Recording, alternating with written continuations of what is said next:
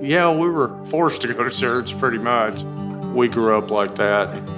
Since I was a kid, every time I go to attend to any certain church, that was really strict for me. A lot of the rules that came along with church just felt like these, who do I need to be in order to be loved? This is how you have to dress, this is how you have to behave. I can remember running around the pews in our old Baptist church in Chicago, and my dad was leading worship and stuff like that. So it's always been a part of my life, even sometimes if it was at a distance. When I got into high school, I didn't really feel that connection to church. If you lived in Mom's house, you went to church. The day I moved out was the last time I went. Well, I decided to stop around 12, 13 years old. I thought I was big enough to take my decision to say, this is not for me. I knew a lot of ministers and ministries and pastors and things like that, and so you go to a church on Sunday, but you know what happened, between, Monday through Saturday. Sometimes you get a little jaded or disillusioned, by that. I left and explored life and all that it had to offer.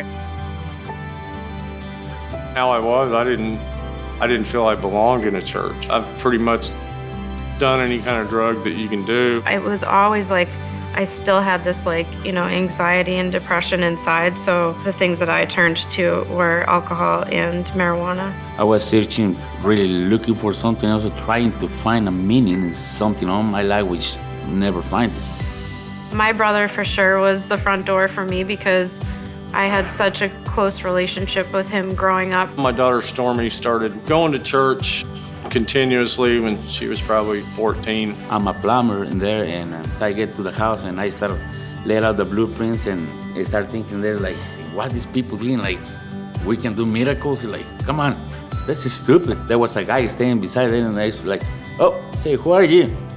And he's like, well, I'm the owner of the house. And I was like, oh my God, like, I want that moment that floor used to open and you swallow me right in there. And so when my brother came to me saying, like, Ash, you gotta check out this church, and he was excited about it, I was like, okay, this is something. Before I left that day, he come talk to me, and he get to the point to come and invite me and say, he asked me, do you want to go to church?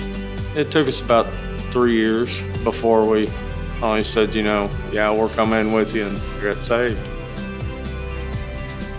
Growing up in church is just a part of your life, and it feels like it's something you didn't have a choice in. But that invite really got me serious about going because it was my choice at that point. The more that I go to church, the more I get close to God, I realize He always been watching over me.